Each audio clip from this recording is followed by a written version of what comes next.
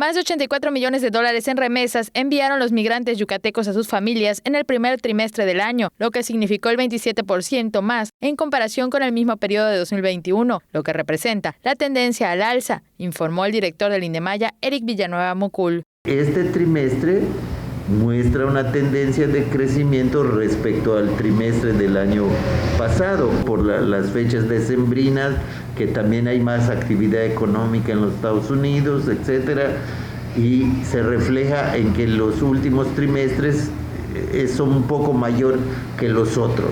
De continuar la tendencia, al fin de año se rebasará la cifra récord que se registró el año pasado, de más de 369 millones de dólares. Si lo comparamos con el de enero-marzo del 21, este es mayor, lo que significa que la tendencia va a ir al alza todavía. Con imágenes de Juan Velázquez, información de Álvaro Martínez, Tele Yucatán te informa.